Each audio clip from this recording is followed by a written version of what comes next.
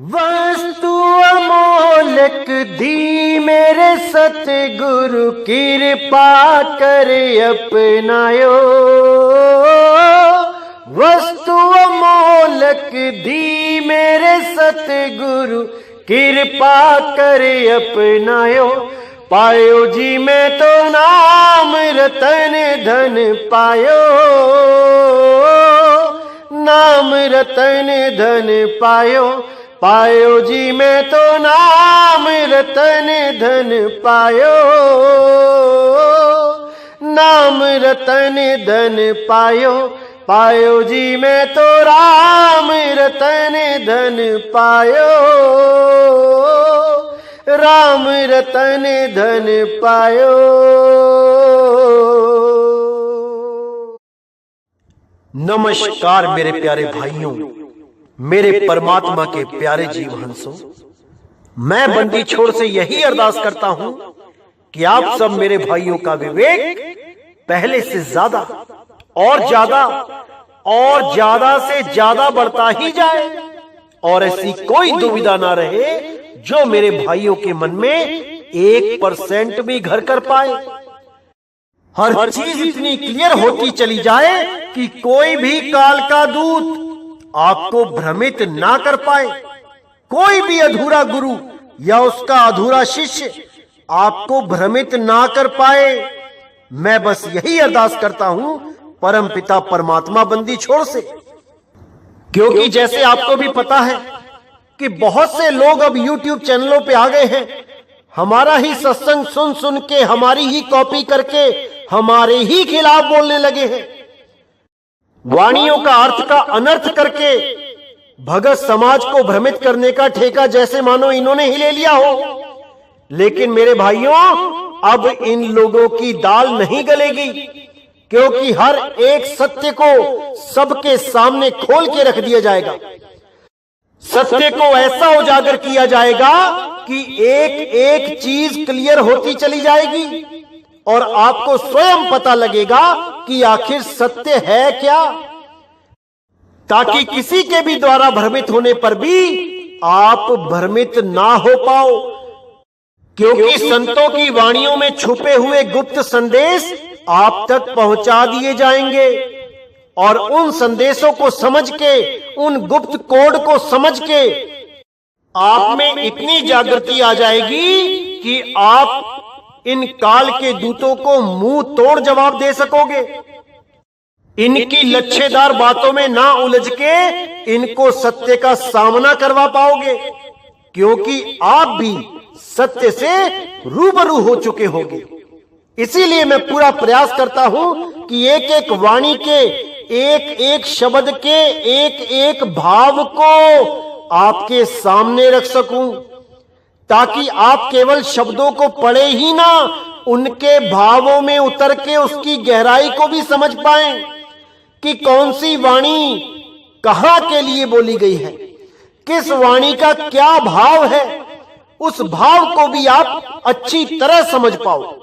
नहीं तो ये काल के दूत आपको ठग के आपका जीवन बर्बाद कर देंगे, आपको 1,84 में धकेल देंगे। उसके बाद बाहर निकलना बहुत मुश्किल हो जाएगा मेरे भाइयों, बहुत मुश्किल हो जाएगा। क्योंकि अभी तो इंसान जन्म है, आप पूर्ण विवेकी हो सकते हो, आप हर चीज को समझ सकते हो, लेकिन अगर एक बार 84 में चले गए तो मेरे भाई कोई बुद्धि विवेक काम नहीं आने वाला। केवल खाना पीना और जीना ही रह जाएगा इस जीवन में। इसीलिए बार बार कह रहा हूं कि एक एक चीज को समझो, जल्दबाजी मत करो, हर चीज को समझो, हर वाणी की गहराई को समझो। भ्रमित करने वाले बहुत से आएंगे, अभी बहुत से, गिनती नहीं होगी, क्योंकि अब ये मूल ज्ञान खुल चुका है। अब इस मूल ज्ञान को समझ के बहुत से बरसाती मेंढक, जिसको मैं कहता हूं कि जो पहले तो नहीं दिखाई देते तालाब में, जब तालाब सूखा होता है, और जब बारिश हो जाती है तो जमीन के नीचे से ये मेंढक निकलते हैं और पूरा दिन पूरी रात टर टर टर करते हैं। तो वही हाल अब YouTube पे होने वाला है क्योंकि ये मूल ज्ञान की बारिश हो चुकी है। अब इस मूल ज्ञान को सुन के बहुत से लोग आएंगे। तो इनकी पहचान भी मैंने बता रखी है कि आप लोग इनका YouTube चैनल देखिए कि कब बनाया गया है। आप सन देखिए कौन से सन में बनाया गया है, और हमारे सत्संग से मिलते जुलते सत्संग कब करने शुरू किए इन्होंने, आप इसकी परख कीजिए। और बहुत से लोग तो ऐसे हैं जिन्होंने YouTube चैनल तो 6-6, 7-7, 8-8 साल पहले बनाया हुआ है, लेकिन आप उनकी वीडियो देखिए क्या डालते थे। कोई मूर्तियों की पूजा करना, कोई कुछ कर्म कांड करना, यही सब कुछ डालते डालते जब हमारा सत्संग इनके कानों में पड़ गया, तब देखिए कैसे इन्होंने यू टर्न लेके ट्रैक ही चेंज कर दिया। अब हर सत्संग हमारी ही कॉपी करते हैं, हमारी ही नकल करते हैं।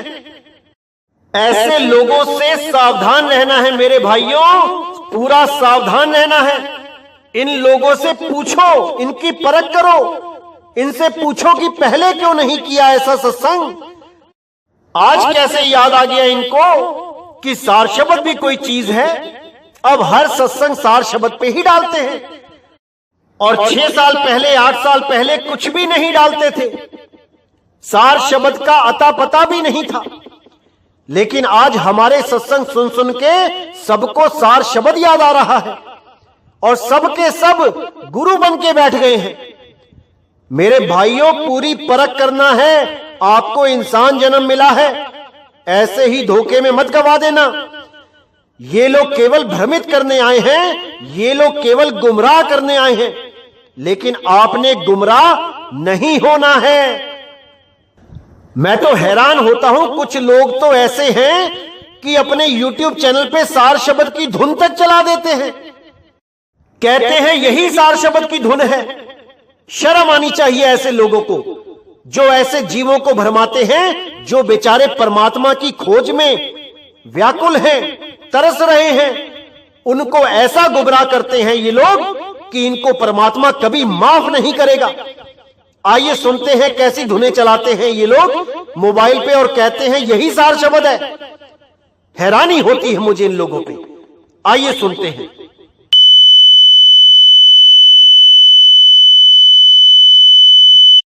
ये आवाज सुना के एक YouTube चैनल है, नाम नहीं लूंगा उसका, नासिक में है वो आदमी। वो पहले देवी देवताओं पे वीडियो बना के डालता था, बहुत सी वीडियो डाली उसने, और धीरे धीरे धीरे जब हमारा सत्संग उसने सुना तो हमारे सत्संग आवाज बदल के, मेरी ही आवाज बदल के अपने YouTube चैनल पे डालने लगा। जब कुछ भाइयों ने मुझे बताया कि एक और YouTube चैनल है जो बिल्कुल आपकी तरह ही बात करता है, आप उसको सुनिए। जब मैंने सुना तो मैंने क्या जाना कि मेरी ही आवाज एप्लीकेशन के द्वारा बदल के पूरा मेरा ही वीडियो अपलोड कर रखा है भाई ने। तो जब मैंने इससे व्हाट्सएप पे कांटेक्ट किया और इसको डांटा कि ये क्या कर रहे हो भाई, ये बिल्कुल गलत है, तब ये भाई बोला मैं तो आपका ही प्रचार कर रहा हूं। तो मैंने इसे साफ मना कर दिया कि तेरे प्रचार की हमें जरूरत नहीं है, किसी की आवाज बदल के उसका प्रचार नहीं किया जाता। ये शरेआम चालाकी है, चतुराई है। जब मैंने इसे डांटा तब इसने जाके वो वीडियो हटाई, मेरा सत्संग अपने चैनल से हटाया। और भी 1-2 भाइयों के सत्संग ये अपलोड करता था, उनकी भी आवाज बदल देता था। बहुत शातिर है ये। अब इसने क्या चालाकी खेली है, अब हमारे ही सत्संग सुन सुन के अपनी आवाज में उसको कॉपी करता है और लोगों को भ्रमित करता है। हमारे सत्संग सुन सुन के इसको पता लगा कि सार शब्द एक ऐसी धुन है जो लगातार चलती रहती है, तो इसने ये नकली धुन अपने चैनल पे डाल के हजारों लोगों को भ्रमित कर दिया, और वो बेचारे यही समझ रहे हैं कि यही होती है सार धुन। हैरानी होती है, मुझे दुख होता है ऐसे लोगों पे जो दूसरों की जान को जान नहीं समझते। कोई चाहे 84 में चले जाए, इनको कोई फर्क नहीं पड़ता, इनको तो बस झूठी गुरुवाई चाहिए। पहले ये नॉर्मल फोटो लगाता था अपने YouTube चैनल पे, अब आशीर्वाद देने की मुद्रा में लगाता है। अरे भाई, कब से बाबा बन गए आप? चुराए हुए धन से और चुराए हुए ज्ञान से ना तो आज तक कोई धनी हुआ और ना ही कोई ज्ञानी हुआ। आज के हालात को देख के ही कबीर साहब ने बोला था, जो मिला सो गुरु मिला, चेला मिला ना कोई। जितने भी ये आ रहे हैं सब गुरु बनने में लगे हैं, शिष्य कोई नहीं बनना चाहता। जबकि इनको यही नहीं पता कि एक पूर्ण गुरु वही बन सकता है जो एक पूर्ण शिष्य होता है। पूर्ण शिष्य ही पूर्ण गुरु बन सकता है, अधूरा चेला पूरा गुरु नहीं बन सकता। तो ऐसे लोगों से मेरे भाइयों सावधान रहना है, अपने जीवन का नाश नहीं करवाना है। ये जो धुनें ये सुना रहे हैं भाई, ये तो बिना गुरु के भी सुन सकते हो आप, बिना गुरु के भी ये अनुभव हो सकता है। लेकिन जो सार शब्द है वो बिना गुरु के प्राप्त नहीं हो सकता, क्योंकि उसका भेद ये नकली अधूरे गुरु नहीं जान सकते। उसका भेद कोई पूर्ण संत ही जानेगा। तो मेरे भाइयों, आज आपको उस दरवाजे के बारे में बताया जाएगा जिसको कबीर साहब ने, नानक साहब ने, गरीबदास जी महाराज ने, धर्मदास जी महाराज ने, भीखा जी ने, पलटू जी ने, नाभा जी ने, नामदेव जी ने उसे मुक्ति द्वार का नाम दिया है। और वो मुक्ति द्वार कैसा है, आज सत्संग के माध्यम से आपको हर चीज क्लियर कर दी जाएगी। तो आज हम वाणी लेंगे श्री गुरु ग्रंथ साहिब से। बहुत प्यारी वाणी है, बहुत प्यारी, बहुत अनुभव वाली वाणी है। इसको अच्छी तरह समझना है, पूरा विवेक लगा देना है, एक एक शब्द की गहराई में उतरना है। तब आप समझ पाओगे कि आखिर करना क्या है, मुक्ति कैसे मिलेगी, मुक्ति का द्वार क्या होता है। आज आपने सत्संग के माध्यम से हर चीज को समझना है मेरे भाइयों, हर चीज को समझना है। तो क्या कहती है वाणी? सो जप सो तप जी सतगुरु पावे, सतगुरु के पाणे वडियाई पावे। नानक आप छोड़ गुर माही समावे। यानी कि जो मेरे सतगुरु को भाता है वही मेरा जप है, वही मेरा तप है।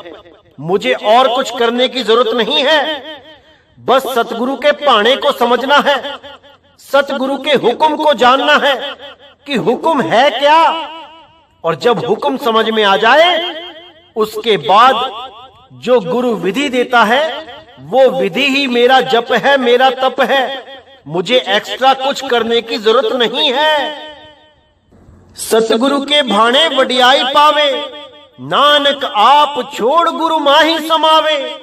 यानी सतगुरु के भाणे वडियाई पावे, यानी जो सतगुरु की मौज में रहना सीख जाता है, जो दुख में दुख नहीं मानता, सुख को सुख नहीं मानता, जो दोनों ही अवस्थाओं में सम रहता है, एक रहता है, परमात्मा की उस पे रजा होती है, उस पे मेहर होती है, उस पे दया होती है। नानक आप छोड़ गुरु माही समावे, यानी अपने अज्ञान को त्याग के, यानी जो भी वो अपने आप को मान बैठा है कि मैं शरीर हूं, मैं मन हूं, मैं माया हूं, मैं 3 गुण हूं, मैं 5 तत्व हूं, 25 प्रकृति हूं, जो कुछ भी अज्ञान उसने अपने अंदर भरा हुआ है उसको त्यागे और उसको छोड़ के गुर माही समावे। उस सार शब्द परमपिता परमात्मा में एक मेक हो जाए, अपनी सूरत को उस शब्द में लगाए और बाकी जितना भी जंजाल है वो सब त्याग दे। ये जितना भी जप तप व्रत तीर्थ मूरत जो कुछ भी है, जितना भी कर्म कांड है, सबको त्याग दे और केवल शब्द गुरु में अपनी सूरत को लगाए और उसी शब्द गुरु में समा जाए। नानक आप छोड़ गुरु माही समावे। कैसे समाएंगे? साहिब कहते हैं, सूरत समाए शब्द में वाको काल न खाए। उस शब्द में सूरत को समाना है, और वो शब्द कहां है? क्या वो इस देही में है? क्या वो आज्ञा चक्कर पे है? क्या वो सहस्रार चक्कर पे है? क्या वो कंठ चक्कर पे है? क्या वो हृदय चक्कर में है, या नाभि या मूल द्वार में है? नहीं मेरे भाई, नहीं। वो विदेही है, वो देही में नहीं है। इस देही में नहीं उलझना है। ये देही तो एक किराए का कमरा है, एक जेल खाना है, जिसमें आप और हम आके फंस गए हैं। अब हमने इस जेल से बाहर जाना है, और जहां से आए थे वहीं समा जाना है। कहां से आए थे? शब्द से आए थे, और शब्द में ही समा जाना है। इन 5 तत्वों से परे हम छठी अवस्था में थे। हमारा आत्म स्वरूप ही था वो। उसको त्याग के हम इन 5 तत्व की देही में आ गए, और हम जो मुक्त अवस्था में थे, अब हम बंधन में आ गए। इसीलिए साहिब ने बोला, जैया जन्म मुक्ता हता तैया हता ना कोई, छठी तुम्हारी है जगह। अरे तू कहां चला भिगोए? तू कहां जा रहा है 5 तत्वों में? तेरा स्थान 6वां स्थान है, आत्म स्वरूप है। अपनी सूरत को 5 तत्वों से हटा के अपने आत्म स्वरूप में लगा ले। अगर इस जंजाल से बचना चाहते हो तो, अगर इस बार बार जन्म और मरण से बचना चाहते हो तो, अगर बार बार इस दुनिया में ही आना चाहते हो कुत्ता बिल्ली हाथी घोड़ा बनके, तो भाई तुम्हारी मर्जी है। जो मन में आता है वो करो। जप करो, तप करो, व्रत करो, तीर्थ करो, पूजा करो, जो मन में आए करो, लेकिन इससे मुक्ति नहीं होगी मेरे भाई, नहीं होगी। इसीलिए साहिब ने बोला, जप तप व्रत ये सब काल का ही जाल है, क्योंकि ये सब इसी सपने में पैदा हुआ है और इसी सपने में नाश हो जाएगा। उसको ढूंढो जो इस सपने में पैदा नहीं हुआ है। ये 52 अक्षर इसी सपने में पैदा हुए हैं, इसी 3 लोक में पैदा हुए हैं, और इसी 3 लोक में खत्म हो जाएंगे। 52 अक्षर खत्म हो जाएंगे तो जितने भी नाम हैं, जितने भी जाप हैं, ये सब खत्म हो जाएंगे। जितने भी तीर्थ हैं, मूर्त हैं, ये सब इसी सपने की देन है। इस सपने में ही ये सब बने हैं, और जैसे ही ये सपना टूटेगा ये सब खत्म हो जाएंगे। तो उसकी खोज करो जो इस सपने से पार है, जो इस 3 लोक से पार है। अरे कोई है रे परले पार का, जो भेद कहे झनकार का। उस झनकार रूपी शब्द का भेद बताने वाला गुरु अगर आपके जीवन में आ जाता है, तब समझ जाओ कि अब आपकी मुक्ति के लिए कोई रुकावट नहीं है। बस शिष्य समझदार होना चाहिए, विवेकी होना चाहिए। नहीं तो इस पंथ में भी कई आए और कई गए। अविवेकी आदमी यहां पे आ तो सकता है जल्दबाजी में, लेकिन मेरे भाई टिक नहीं सकता, क्योंकि इस पंथ में टिकना शूरवीरों का काम है, कायरों का, बुजदिलों का नहीं है। इसीलिए साहिब ने कहा कि भक्ति करे कोई सूरमा, जात वर्ण कुल खोए। कोई सूरमा ही है जो सार शब्द की भक्ति को कर सकता है, क्योंकि इस भक्ति को समझना ही इतना मुश्किल हो जाता है कि अगर पूर्ण विवेकी ना हो तो कभी भी भ्रमित हो सकता है। भले ही नाम क्यों ना ले ले, लेकिन कभी भी भ्रमित हो जाएगा अगर शिष्य विवेकी नहीं है तो। इसीलिए मैं हर सत्संग में अरदास करता हूं मालिक से कि आप सब मेरे भाइयों का विवेक बढ़ता ही चला जाए, अन्यथा इस अरदास करने का कोई मतलब नहीं है, क्योंकि विवेक देना परमात्मा का ही काम है। परमात्मा की दया से ही विवेक आता है। सत्संग तो हजारों सुनते हैं, लेकिन इस सत्संग को समझना ये सबके बस की बात नहीं है, नहीं है, नहीं है। इसीलिए मैं बार बार कहता हूं कि एक एक चीज को समझो, बार बार सुनो, 10 बार सुनो एक ही सत्संग को, ताकि आपको हर चीज बिल्कुल क्लियर होती चली जाए और आपको कोई भी भरमा ना पाए। तो आगे कहते हैं, गुर की सिख को बिरला लेवे, नानक जिस आप वडियाई देवे। यानी गुरु की सच्ची शिक्षा को कोई बिरला ही लेता है, ये सबकी समझ में नहीं आती। इसीलिए साहिब ने बोला, लाखन में कोई समझ ना पई है, कोटि मध्य जानेंगे।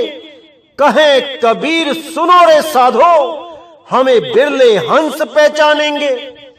लाखों करोड़ों में कोई बिरला हंस होगा जो उस मालिक को पहचान जाता है कि वो कौन है जो हमें बचाने आया है। बाकी सब के सब उनको एक आम जीव ही समझते रहते हैं। उनको पता ही नहीं चल पाता सारी उम्र कि वो बंदी छोड़ कौन है जिसको हम सतगुरु कहते हैं, जो सब संतों को मिलके उनको अगम का रास्ता देते हैं, जो उनको मुक्ति का मार्ग बताते हैं। कोई नहीं समझ पाता उनको। तो यहां बोलते हैं, गुर की सिख को बिरला लेवे, नानक जिस आप वडियाई देवे। यानी वो परमात्मा जिस पर दया करके खुद उसको वडियाई देता है, वही जीव उस मालिक को समझ पाता है। ये सबके बस की बात नहीं है उस मालिक के बारे में जानना। इसीलिए अज्ञान में रह के माया के जाल में फंसे रह जाते हैं, इस मोह के जाल में फंसे रह जाते हैं। इसीलिए साहिब ने बोला, कासे कहूं सब जग अंधा, खेवन हार के गले में फंदा। आज जितने भी ये खेवन हार बन के बैठे हैं, ये जितने भी गुरु बन के बैठे हैं, इन सब के गले में माया ने फंदा लगा रखा है, लेकिन वो किसी को दिखाई नहीं दे रहा। कैसा फंदा है? एक मोटी माया का फंदा और एक झीनी माया का फंदा। मोटी माया में क्या है? ये मां बाप, भाई बहन, बेटा बेटी, जमाई भतीजे भांजे, ये पोते परपोते, जो गुरु अपने रिश्तेदारी में ही गद्दियां चला रहे हैं। दादाजी की गद्दी पिताजी को मिल गई, पिताजी की गद्दी बेटाजी को मिल गई, बेटाजी की गद्दी उनके बेटाजी को मिल जाएगी। जो इन चक्रों में उलझे हैं कि पिताजी की गद्दी माताजी को मिल गई, माता की गद्दी बेटी जी को मिल गई, जो अभी इन चक्रों में उलझे हैं, ये मोटी माया के गुलाम हैं। और झीनी माया क्या है? ये जितना भी अज्ञान भरा हुआ है पंथों में, ये झीनी माया है।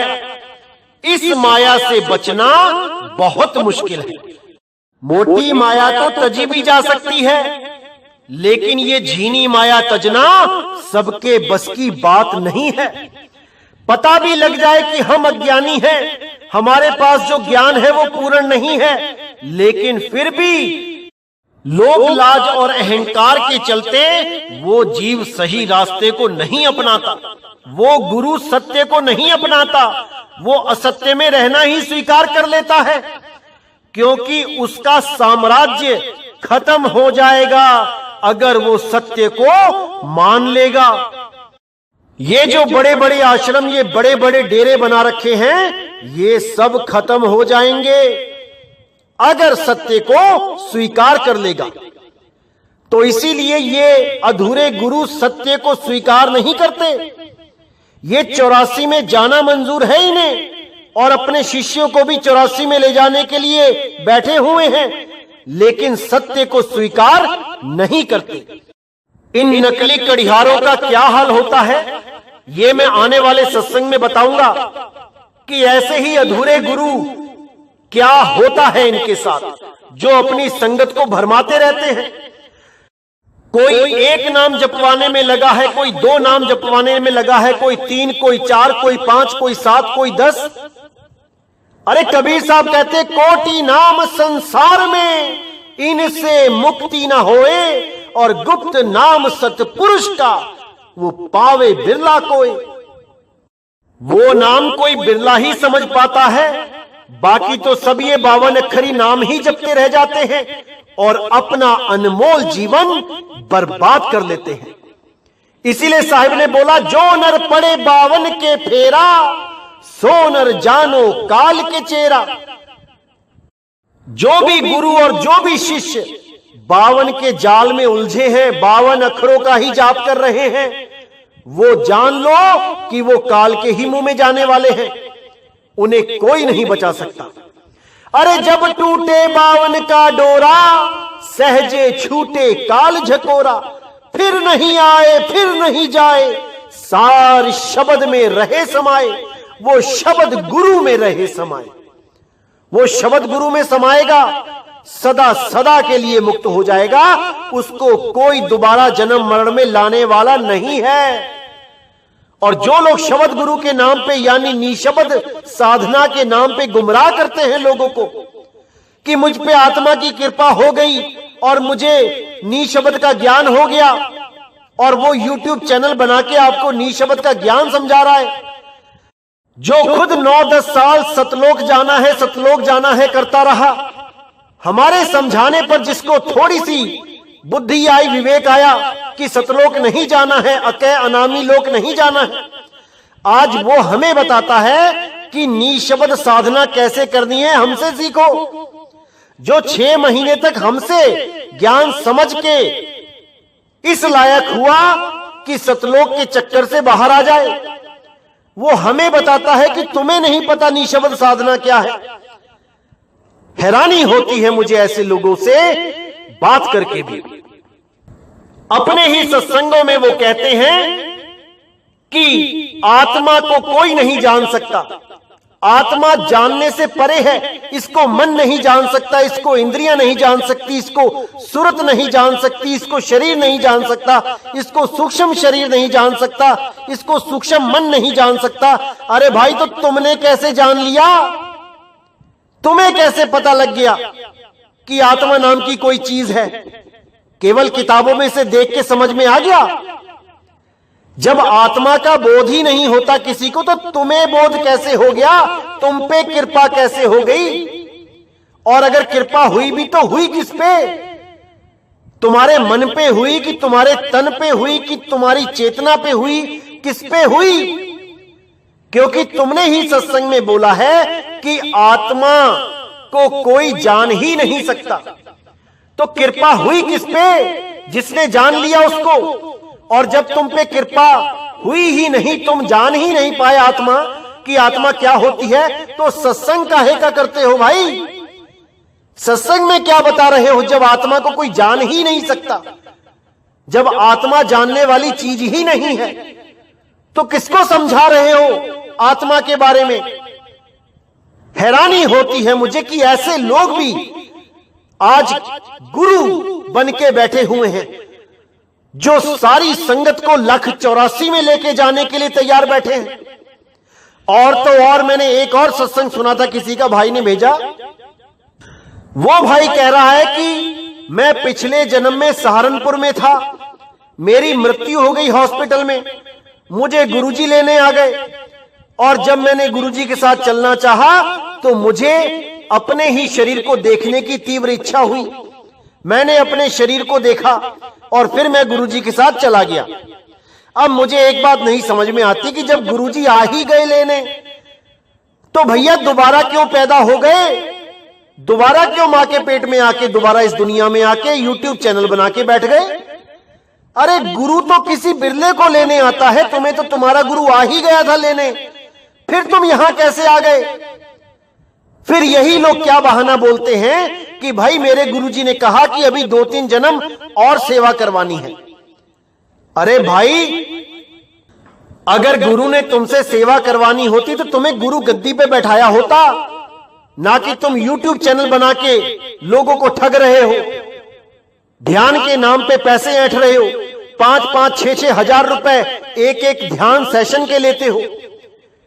अगर गुरु ने तुमसे सेवा करवानी थी तो तुम्हें गद्दी का मालिक बना देता। वो गुरु तो कुछ भी कर सकता है। ऐसे लोगों को भ्रमित करते हैं ये लोग। और इससे भी ज्यादा भ्रमित करने वाले कौन होते हैं? जो कहते हैं मेरे अंदर गुरु आ जाता है। जैसे कई लोग कहते हैं मेरे अंदर माता आ जाती है, मेरे अंदर भैरव बाबा आ जाता है। ऐसे ही ये गुरुमुख लोग भी कम नहीं हैं। ये भी दूसरे गुरुमुख भाइयों को भरमाते हैं कि मेरे अंदर गुरु आता है, प्रकट हो जाता है, ताकि ये मेरे पैर छूने लग जाएं, मुझे गुरु मानने लग जाएं। ऐसे लोगों से सावधान रहना है मेरे भाइयों, सावधान रहना है। जो गुरु उनके अंदर प्रकट है वो तुम्हारे अंदर भी प्रकट है। अरे सब घट मेरा साइया, सुनी सेज ना कोई, बलिहारी व घट की जिस घट प्रकट होई। दूसरे के घट को छोड़ो, अपने घट में प्रकट करो, तब बात बनेगी। अरे जो तिलमाही तेल है, ज्यों चकमक में आग, और तेरा साईं तुझ में है, जाग सके तो जाग। किसी और के पैरों में गिरने की जरूरत नहीं है कि किसी गुरु भाई के पैरों में गिर रहे हो। अपने आप को जानो, तुम्हारा साईं तुम में है, उसमें कोई ज्यादा नहीं है या तुम में कोई कम है। वो कक्का केवल नाम है और बब्बा ब्रह्म शरीर, रारा सब में रम रहा, वाको नाम कबीर। वो कबीर सब में रम रहा है। कबीर का मतलब होता है शुद्ध चैतन्य स्वरूप, आत्म स्वरूप। उसको जानो मेरे भाई, तभी कल्याण होगा। तो कहते हैं माया मोह अज्ञान है, बिखम अति भारी, पत्थर पाप बहु लदिया, कि उतरिए तारी, अन दिन भगत रतिया, हरि पारी उतारी। गुरु सबद मन निर्मला, हव में छाड़ विकारी, हरि हरि नाम ध्याइए, हरि हरि निस्तारी। तो यहां साफ बता दिया कि जितना भी ये माया मोह है, ये सब अज्ञान है, ये बिखम है, विष है अति भारी, और पत्थर पाप बहु ला दिया कि उतरिए तारी। इतने पाप लद गए इस जीव के ऊपर कि कैसे भवसागर से पार होगा ये। पता नहीं कौन कौन से पुराने जन्मों के पाप लाद के बैठा है, और इस जन्म में भी एक से एक पाप करने में लगा है। कैसे होगी मुक्ति? अन दिन भगत रतिया, हर पारी उतारी। जो रोज यानी हर समय दिन रात जो उसकी भक्ति में रतिया रते हुए हैं, रमे हुए हैं, वही पार उतरेंगे, उनको हरि पार करेगा। गुरु शब्द मन निर्मला, हव में छाड़ विकारी। गुरु शब्द से ही मन निर्मल होगा। ये गुरु शब्द का मतलब ये नहीं कि कोई भी शब्द दे दिया गुरु ने। ये गुरु शब्द यानी शब्द गुरु। ये उस शब्द गुरु की तरफ इशारा है जिसके द्वारा ये मन निर्मल हो जाएगा, ये विकारों से दूर होना शुरू हो जाएगा, और एक समय ऐसा आएगा कि वो सूरत सदा शब्द गुरु में रहेगी और मन शिथिल पड़ा रहेगा। इसीलिए साहिब ने बोला, मन को मार गगन चढ़ जाई, मान सरोवर पैठ नहाई। तो कहते हैं हर हर नाम धियाइए, हर हर निस्तारी। यानी हरि का नाम ध्याओगे तो हरि निस्तार कर देंगे, इस भव सागर से पार कर देंगे। तो आगे कहते हैं कबीर मुक्ति द्वारा संकुड़ा, राई दसवें भाई, मन तो मैगल हो ही रहा, निकसिया क्यों कर जाई। अब यहां पर बहुत गुप्त भेद है मेरे भाइयों, जितना विवेक है यही लगाना है आपने, हर चीज क्लियर हो जाएगी। क्या कहना चाहती है साहिब की वाणी? कबीर मुक्ति द्वारा संकुड़ा, राई दसवें भाई। यानी जब हम इस शरीर को त्यागेंगे तब जो हमारा दरवाजा है इस देह को त्यागने का, जहां से हम निकलेंगे, क्योंकि त्यागना तो सबको पड़ेगा, कोई इस गलत फहमी में ना रहे कि अगर मैं शरीर के अंदर ध्यान लगा रहा हूं, चाहे वो कहीं लगा रहा हो, चाहे त्रिकुटी में लगा रहा हो, चाहे नाभि में लगा रहा हो, चाहे श्वासों में लगा रहा है, चाहे हृदय में ध्यान लगा रहा है, या वैसे ही सोच के बैठा है कि मैं एक आत्मा हूं, मैं एक आत्मा हूं, भले कुछ भी करे, इस शरीर को छोड़ना ही पड़ेगा। चाहे कोई ये सोच के बैठा रहे कि मैं तो निशब्द साधना करता हूं, मेरी तो देह खत्म हो जाएगी, तत्व गिर जाएंगे, सूक्ष्म मन गिर जाएगा, स्थूल मन गिर जाएगा, सब कुछ गिर जाएगा। अरे भाई, तब भी शरीर छोड़ना पड़ेगा। कहां जाओगे? या तो 9 द्वारों से निकलोगे, या 10वें द्वार से निकलोगे योगियों की तरह, या फिर एकादश खिड़की में स्थित हो जाओगे, यानी शब्द गुरु में सुरत को रमा लोगे। इसके अलावा और कोई रास्ता नहीं है, कोई रास्ता नहीं है। तो उसी के लिए साहब बोल रहे हैं, कबीर मुक्ति द्वारा संकुड़ा राई 10वें भाई, यानी वो मुक्ति का दरवाजा बहुत सूक्ष्म है। राई का, यानी एक राई जो दाना होता है राई का, उसका भी 10वां भाग इतना ज्यादा सूक्ष्म है।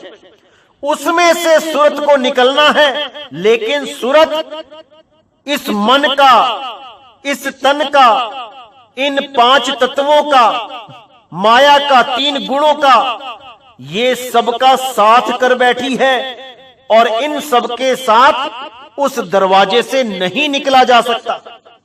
पवन का साथ लेके निकलेगी तो दरवाजा तोड़ के निकलेगी, वो अकेली नहीं निकल सकती। अकेली केवल तभी निकलेगी जब शब्द गुरु खींचेगा, और जब शब्द गुरु खींचेगा तो उसको कोई रोक नहीं सकता। इसीलिए बोला गया, तोड़ी ना टूटे, छोड़ी ना छूटे, ऐसी मादो खींच तनी, मऊ लालन से प्रीत बनी। जब वो लालन खींचेगा तब सारे तत्व यहीं रह जाएंगे, ये वायु तत्व भी यहीं रह जाएगा। प्राणों से भी अलग आपकी एक हस्ती होगी, और वो होगी शुद्ध स्वरूप सुरती। जब वो सुरत शुद्ध रूप में सब तत्वों को त्याग के अपने शब्द गुरु में रमण करेगी, तब ही उसकी मुक्ति होगी। अरे जाप मरे अजपा मरे अनहद हु मर जाए, सुरत समाए शब्द में वाको काल न खाए। वो सुरत को शब्द में लगा लेना है, उसके बाद ये काल ये जन्म मरण में नहीं डाल पाएगा। ये मन और माया की दुनिया को सदा के लिए छोड़ के चले जाओगे, मुक्त हो जाओगे। तो उसी दरवाजे का ज्ञान यहां पे दिया जा रहा है कबीर साहब के द्वारा, कि कैसे होगी मुक्ति, कैसे मिलेगा मुक्ति का द्वार। क्योंकि बहुत से लोग भ्रमित करने में लगे हैं कि मुक्ति का द्वार हृदय है, हृदय चक्र में ध्यान लगाना है, हृदय में ध्यान लगाना है, छाती के नीचे ध्यान लगाना है, पेट से ऊपर ध्यान लगाना है, पता नहीं क्या क्या बताते हैं लोग। जबकि गुरु ग्रंथ साहब में स्पष्ट बता दिया गया है कि मुक्ति द्वारा संकुड़ा राई 10वें भाई, मन तो मैगल हुई रहा, निकसिया क्यों कर जाई। ऐसा सतगुरु जे मिले, तुठा करे पसाओ, मुक्ति द्वारा मोकला, सहजे आवो जाओ। अब यहां पे साहिब कह रहे हैं कि अगर तुम्हें ऐसा सतगुरु मिल जाए जो उस मुक्ति द्वार का भेद बता दे, जिसका राई से भी 10वां हिस्सा इतना सूक्ष्म है जो द्वार, उसका भेद बता दे और उसमें से जाने की विधि बता दे कि कैसे जाया जाए, और उस भेद को जानकर जब आप अभ्यास करने लग जाओ, तब उसकी दया से मुक्ति द्वार मोकला, सहजे आओ जाओ। यानी उसकी दया से सहज होके जब भक्ति करोगे तो वो अपना अनुभव देता रहेगा, उस शब्द गुरु का अनुभव होता रहेगा। इस संसार में भी रहोगे और उसको भी अनुभव करते रहोगे। इसी को जीवत मृतक अवस्था बोला गया है। जीवित मरिए भव जल तरिए, यानी जीते जी उसको अनुभव करो, और जब अंत समय आए तो इस शरीर को कपड़ों की तरह उतार के सदा सदा के लिए उस शब्द गुरु में रम जाओ। यही मुक्ति है, इसके अलावा कोई मुक्ति नहीं है। इसको अच्छी तरह समझ जाओ मेरे भाई। यही बात नानक साहब भी कहते हैं, नानक मुक्ति द्वारा अति नीका, नाना होई सुजाई, हऊ में मन स्थूल है, क्यों करे विच दे जाई। वो भी गवाही दे रहे हैं कि बहुत सूक्ष्म है मुक्ति का द्वार। वहां पर इस मन के साथ नहीं जाया जा सकता, इस अहंकार के साथ नहीं जाया जा सकता, इन 5 विकारों के साथ नहीं जाया जा सकता। इन सबको त्यागना ही होगा और निर्मल होके केवल सुरत ही निकल सकती है वहां से, और कोई नहीं निकल सकता साथ में। क्योंकि मन, माया, 3 गुण और 5 तत्वों की पहुंच नहीं है वहां तक, वहां कोई नहीं जा सकता। केवल और केवल सुरत जा सकती है। इसीलिए साहिब ने बोला, हम जहां रहे काल तहां नाही, काल से जीत हंस ले जाही। काल क्या है? यही 5 तत्व, 25 प्रकृति, 3 गुण, मन, माया, यही काल है। और सतलोक क्या है? वही शब्द स्वरूपी चैतन्य स्वरूप, आत्म स्वरूप, शुद्ध आत्म स्वरूप, वही सतलोक है, उसी में समाना है। इसके अलावा कोई मुक्ति नहीं है, कोई नहीं है। तो इसीलिए साहिब ने बोला, सत्य देश किस विधि जावत, बिना श्वास के सुरत चढ़ावत, कबीरा अमर पुरते आवत, जब राम ही राम जपावत। यानी कैसे उस सच्चे देश में हम पहुंचे, कैसे अपने स्वरूप में स्थित हों, बिना श्वास के सुरत चढ़ावत, यानी श्वासों का कोई काम नहीं है। एक भाई इस वाणी का अर्थ करके अनर्थ करने की कोशिश कर रहा था कि पहले हमें श्वासों से ही जाना पड़ेगा त्रिकुटी तक। ये घोर अनर्थ है।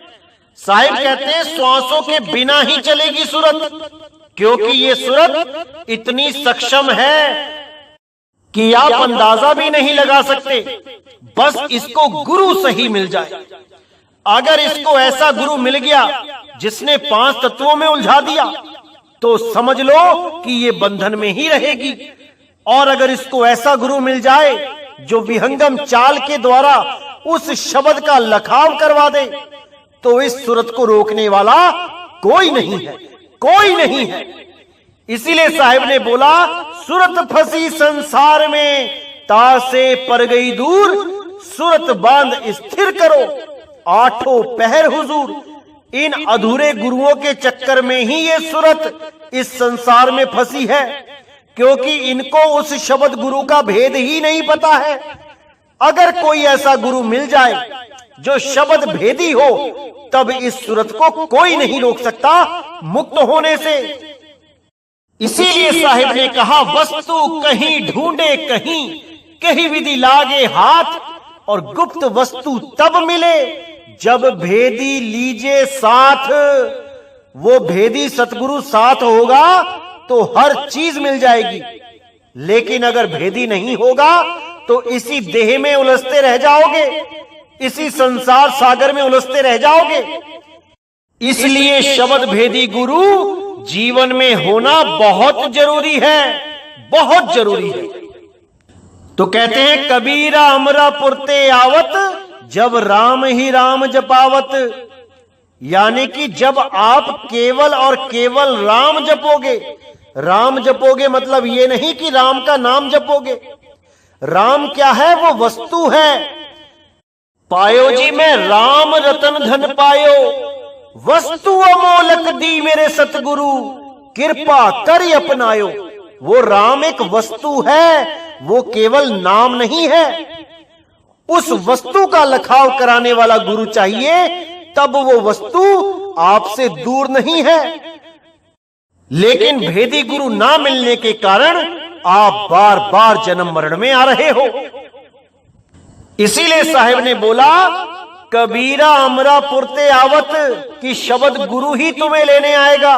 जब राम ही राम जपावत, जब तुम केवल और केवल राम जपोगे, यानी कि केवल उस वस्तु का ध्यान करोगे, कोई मंत्र, कोई तंत्र, कोई श्वासा का अजपा जाप, कोई अनहद नाद, कुछ नहीं, केवल और केवल उस शब्द गुरु में ध्यान लगाओगे, तब वो आपको खींच लेगा और हमेशा हमेशा के लिए खुद में समा लेगा और आपका जन्म मरण सदा के लिए समाप्त हो जाएगा।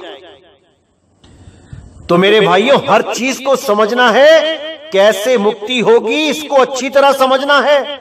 अगर ये समझ लिया तो समझ लो कि अब मुक्ति दूर नहीं, और अगर इसको नहीं समझ पाए तो बड़े दुख के साथ कहना होगा कि अभी और आना पड़ेगा इस दुनिया में, बार बार आना पड़ेगा।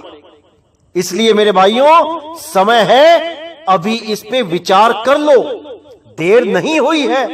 अगर एक बार ये समय निकल गया, फिर मेरे भाई हाथ पल्ले कुछ नहीं रह जाएगा, कुछ नहीं रह जाएगा।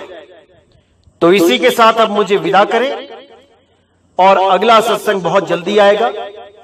अब ये सत्संग मैं दोनों ही YouTube चैनल पे डाल दिया करूंगा, ताकि कहीं पे भी कोई दिक्कत आती है तो वही सत्संग आपको दूसरे YouTube चैनल पे मिल सके। तो मुझे विदा करें। बोलिए सतगुरु बंदी छोड़ सतगुरु सत्य कबीर साहिब की सदा ही जय हो, सदा ही जय हो मेरे मालिक की साहिब बंदगी सतनाम।